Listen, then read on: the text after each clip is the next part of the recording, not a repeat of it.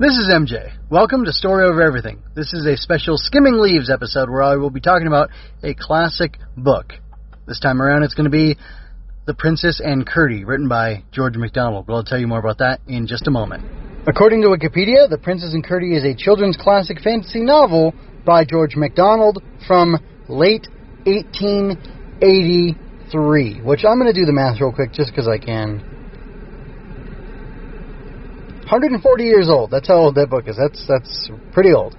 It's a sequel to Princess and the Goblin, which you should know, and the adventure continues with Princess Irene and Curdie a year or two older. I think it explicitly says how old they are in the book, but I don't remember now. I'm pretty sure it's 2, if not 3. And they must overthrow a set of corrupt ministers who are poisoning... Oh. If you want the full spoilers on what's going on in the book for the plot, I invite you to go to... to read the book, honestly, because I won't do that. So, yeah, that's an incomplete reading of the synopsis because I value your reading experience more than I value my accuracy or whatever. So, yeah, I'm not gonna do it, but I will. What I am gonna do is talk about this book because I liked it a lot. I really enjoyed the Princess and the Goblin, and I really enjoyed The Princess and Curdie. I think they are different books, but you can tell they're written by the same man, Macdonald's. So I've only listened to a little bit of Fantasies, I believe, or maybe it was The Shadows. Yeah, The Shadows is like a short. I listened to some of that, and that, Princess and the Goblin, and now The Princess and Curdie, they have Macdonald's writing style all over them, and I don't quite know what it is. I was telling my daughter about this book the other day. She'd listened to it and recommended me listen to this after I had recommended to her that she listened to The Princess and the Goblin.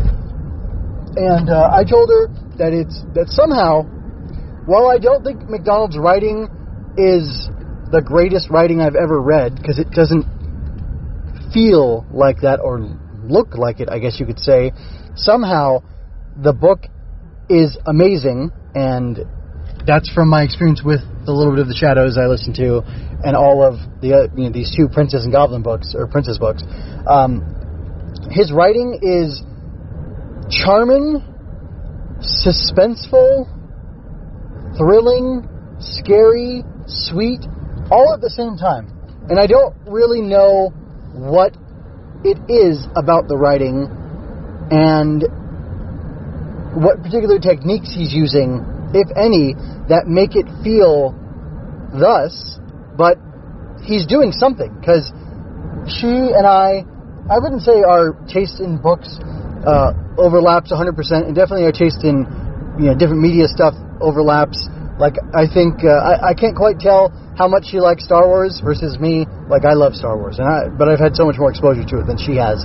But definitely some of my other more niche stuff, I don't think she's interested in it at all, which is fine. I don't care. I love it, so that's what matters to me. But regardless, there's something in these books that speaks to both of us, and we're on very different sides of the spectrum as far as who this audience is, or who these books are for. It's much more written to her than it is to me. But I think, and I feel really bad about saying this. So there's a line in The Breakfast Club, classic, great John Hughes, I believe, 80s movie. I don't really care who made it, just because I think he also made 16 Candles, and I did not like that one little bit, except for Long Duck Dong. But that's totally not part of this conversation. Anyway, in The Breakfast Club, there's a line from the scary goth outcast type character, and she says, "When you grow up, your heart dies." And I heard that as, I don't know, a 9-year-old, a 10-year-old. I was watching movies way before I should have been. Well, yeah, I should have had better parental control on my movie input, but here we are. And I haven't shown that to my kids yet because I don't think it's appropriate. And I kind of doubt I will. It's just a thing for me to have experienced. But yeah, when you grow up, your heart dies, or your heart dies when you grow up, something along those lines. Anyway, that sentiment felt true to me as a kid, or it felt scary to me as a kid that could be true. And as I've been a man for some time, and I've got my own kids, and they're the ages they are, and at the stages they are, I can see, and I've endured the pressures of life, much like the old king. I can feel that there is some truth in that when some people grow up, their hearts die, but then there are others whose hearts don't die. And that doesn't mean that you have to enjoy, or that you're going to enjoy children's literature if you're one of the good kind of people whose hearts don't die when they grow up. And, that's full stop, as they say. However, I think the book is about not letting your heart die as you are growing up, which I think is wonderful. I think it's wonderful. I think it's beautiful. I think it's lovely. I think it's a very important message for our time. I think that a lot of what's wrong with the world today is that too many people's hearts have died or become crusted over with whatever. Ironically, vanity and emptiness has crusted over their hearts. I believe that's true. But, the great emptiness has led to something. And, from that you may divine, I use that word purposely and pointedly, and as a pun, you may divine that I am what the kids would now call trad, or traditional, in how I live my life. And that is very much true. I've never tried to hide that from you, dear listener. But I don't believe, and I would say that Macdonald and I differ quite forcefully in certain things as far as our conception of God and the afterlife and things like that. Well, maybe yes and maybe not. You would assume that the two of us would differ quite greatly, but so much of the spiritual truths that he hints at and speaks to that are found in these two books, I think, are so beautifully rendered that they betray either that he and I resonate, or that perhaps in fictionalizing his outlook on God and the universe, that he put it in words that sound good to me, which I don't know if it matters, what he thought versus what I think, because of what his thinking and philosophy and cosmology and I guess even theology in his works says to me. Because what it says to me is beautiful and affirming and uplifting and endearing. And I don't know, without getting into too many, I think I'm going to have to stop being vague and start getting into specifics, because I've hardly said anything at all, you could say. And I would think, your argument is a little ungenerous, but it could also be edging towards fairness. So, without further ado, I will say what I mean to say. The interaction that Curdie has with Princess Irene, or Queen Irene, which I think it's fair to say given her advanced age, that sets off the beginning, the book, that gets the book going in its course, is very interesting. We hear in the first, I think within the first two chapters, that Curdie has begun to grow quickly in body, which means that he's growing more slowly or dimly or even diminishing somewhat in mind, and we later learn in heart. And he's taken weapons of war, a bow and an arrow, which, that's also weapons of hunting, but it's a weapon nonetheless. A weapon is a thing that's purpose is to kill, and no matter how you want to dress that up or romanticize it or say that weapons are for saving people or for healing or for doing this or that or whatever. By the way, this is a riff on something else. If you know, let me know. But that's, naive sweet talk. And the truth of it is that a weapon is for killing. And learning how to use a weapon is the art of learning how to kill. And this is something that Curdie is teaching himself. And what he does with that is he sees one of the beautiful white doves of the princess, of the great old grandmother of Princess Irene, who she shares a name with. And while he's admiring its beauty, he decides to test out his new bow and arrow. He takes aim, and rather surprisingly, it was shocking, honestly, the way it was written, he strikes and hits the bird with his arrow as it's about to fly off and be left alone to live its merry, peaceful life as this potentially magical pigeon. He strikes it down, and it dies. Well, it doesn't quite die, but it's as if it died. That was his intent. His intent was to kill it. He struck the mark, and only, I assume, the supernatural nature of these pigeons and the supernatural nature of the Princess Irene, the elder Princess Irene, was this dove saved. Because this dove being shot by this young man because it's what he wanted to do. He wanted to test his skill and his prowess and his power, and he wanted to test the weapons that his hands had made. He was allowed to do that because, I don't know, because God needs to let you be free to do what you want to do in order for you to choose what you should do. And I don't know, that's so wonderful. And it's interesting to me that the trigger or the inciting incident in this book is a character doing exactly what he wanted to do and having success at it. There's no great failure. His parents aren't killed. There's no dark lord who comes along and brings everything to ruination. Instead, Curdie, through his own ambition and through forgetting his heart and through forgetting some of who he is, he starts to turn into who he's going to be. And who he's going to be is not who he should be. It's not who he truly is, but it's who he can be.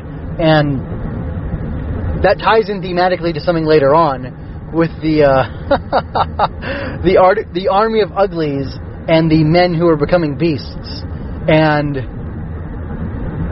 it's really fascinating that, and I'm just putting this together now, that Curdie himself was slipping into becoming a beast, and he was saved from that by heartbreak, by a broken and contrite heart. He came and sought forgiveness for this sin, and yet Curdie asks the Princess Irene, as she's absolving him and cleansing him, and as the bird is okay and it's being healed and restored unto what it should be, unto its original purpose, he asks the Princess Irene if he should destroy the weapons, and when she says no, that's the bow and the arrows, he asks her if she should do it instead, because she has this great fire that is able to do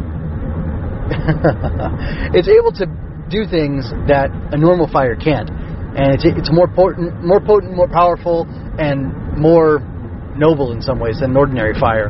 And anyway, Curdie asks the princess if that's what should be done, if she should use her fire or if he should use the fire to destroy the weapon, and she says no, and she tells him to keep the weapons, the bow and arrows, because these weapons will be needed, and he needs to practice with them so that he can use them for the right purpose when the time is right, because, as she puts it, there are things that will ask to be killed or that will need killing, and now that you've tasted death, now that you've dealt death, that is something that is your responsibility to hold on to and maintain, and it's a craft, or it's a craft, a skill, something that you need to be able to do for when the time is right. And I really find the nuance in that beautiful.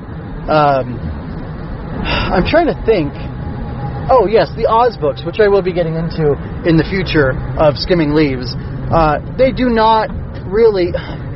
They're complicated. They're complicated because Baum wrote them, I believe, a little fast and loose. But ultimately, he comes to a more and more pacifistic thinking or frame of mind, where he eschews combat of any sort and killing. Well, at least in Book 6, he very much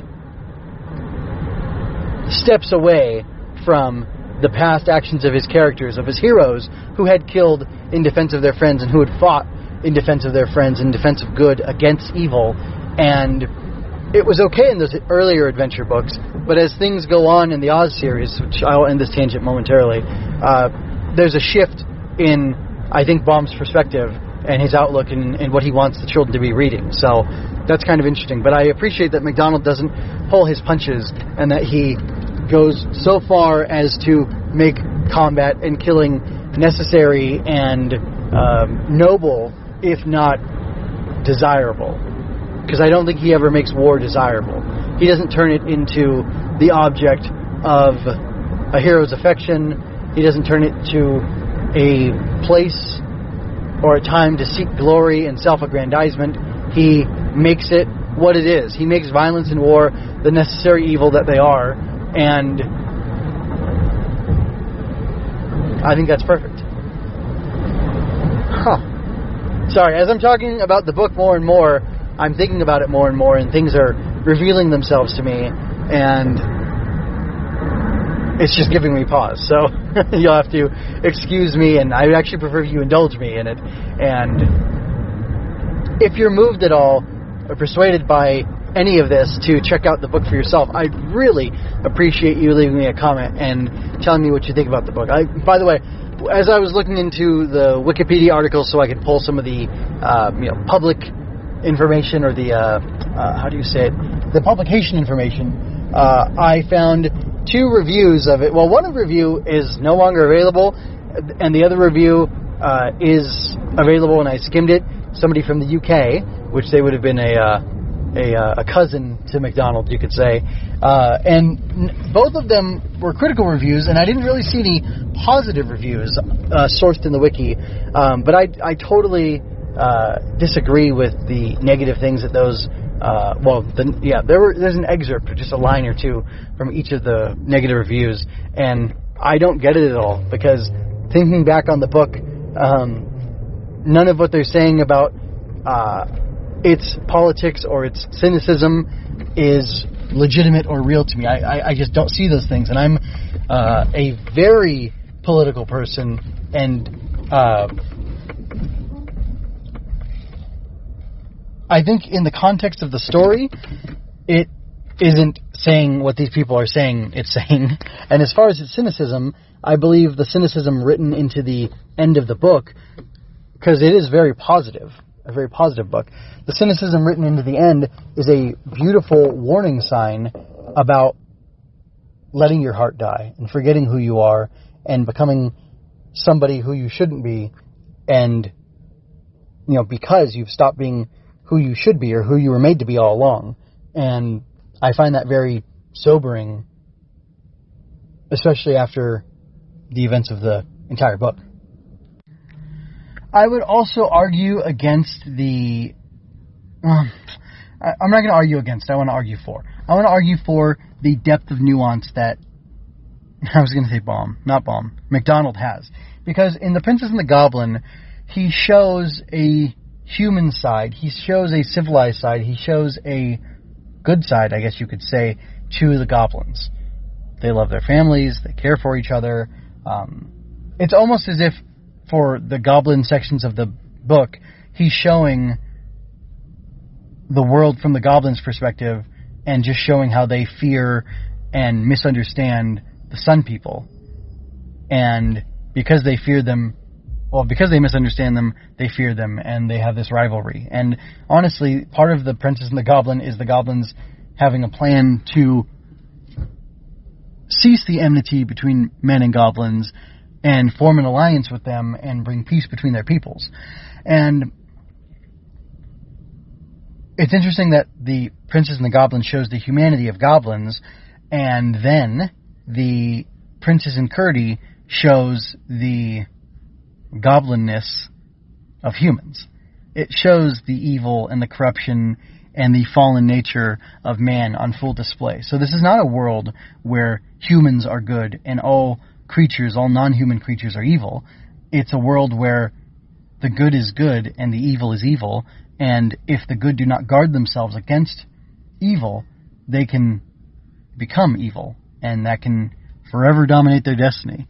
And I find that refreshing and beautiful and very instructive. There are lines there's a through line between the 2 books, rather, that the goblins have goblin creatures, animals that have become goblinish from living underground. And they come back in this book in a remarkable way. They are called the Uglies, eventually, which is hilarious. It's funny that the book calls them that, but they serve such a beautiful purpose in the book, and they prove themselves to be wonderful, grotesque monsters who are just good, or who are good innocent animals who have such a good purpose and a good effect on the world that you could almost say that the goblins becoming the monsters they were, becoming goblins, and then the animals who live with them becoming, as grotesque as they were, and eventually becoming the uglies who accompany Curdie and his allies in this book. You could almost say that the reason the goblins came into existence was for the sake of the uglies coming into existence, so that they could perform their function, their purpose, and do their great deeds, because they do great and noble deeds, and they really save our heroes when man, especially in the Kingstown, in the Castle Town, when so many men and women but mostly the men are the focus of the evil. In particular, there's an instance of a baker and his wife. The baker is a wicked man, and the baker's wife is a good woman, and that's interesting. Very courteous, very generous towards women, even though there are some hags, I'll just put it that way, I believe, in the book, but they're not touched on for too long. But anyway, it's interesting to me that you have this contrast of these grotesque, monstrous animals who are of the goblin, not ilk necessarily, but of goblin association, and they are used to rectify, in their ugliness and in their fierceness and in their, grim ability to, maim and hurt and kill. They are used to rectify and restore this kingdom that is becoming beast-like, this kingdom of men who are descending and becoming their baser animal selves. They're able to purge and purify that, and kind of like how Curdie, had innocent blood, the innocent blood of a dove or a pigeon, whatever, who he didn't intend to kill for food, he killed for sport instead. He's got that creature's innocent blood on his hands, and perhaps because of that, he's able to go forth and aid in this great mission. Similarly, the uglies are, they parallel him. They're in the same boat, and I just find that kind of fascinating, especially with, again, that contrast of men who are becoming bestial, men who are becoming monsters, are being stopped by these monsters who are shown to be good and noble and innocent or even pure in their own way. And I don't know, it's a really interesting book. I haven't really had full time to digest it, but I definitely enjoyed it thoroughly throughout. I was moved at different times by different things. There's a couple weird things in it, but I don't really need to go into them right now. But overall, I really liked it, and I thought it was an excellent book, and I think it's a wonderful follow-up to The Princess and the Goblin. And like I said, the two books seem to have a conversation with each other, or they're not two halves of a whole necessarily, but they definitely complement each other, and I now appreciate The Princess and the Goblin more than I did before I'd read this, and my reading of The Princess and the Goblin definitely helped me to enjoy things. It made it for a much richer experience, The Princess and Curdie. I think it would work as a standalone book as well, but together they're a great match, and Macdonald really knows what he's about, or knew what he was about, and I'm very thankful to him for writing this and for inspiring Lewis and Tolkien to steal from him for The Lord of the Rings, The Chronicles of Narnia, and even that Hideous Strength, but beyond that Hideous Strength, the Space Trilogy, because I can feel little bits of Macdonald's writing in the whole Lord of the Rings saga, including The Hobbit and the Space Trilogy, I think, as well, by C.S. Lewis. Of course, Tolkien is Lord of the Rings, Hobbit, and Lewis is Space Trilogy and Narnia. So, very interesting, very fascinating, and thoroughly enjoyable, and I definitely think you should read it for yourself.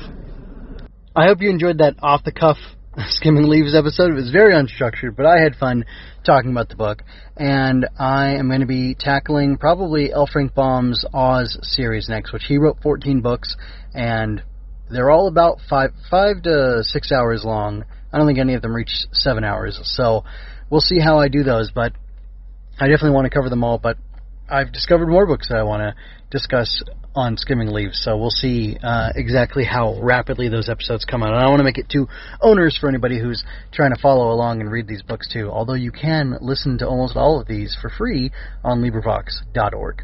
So I'll leave links to that in the show notes so you can find all of that good stuff.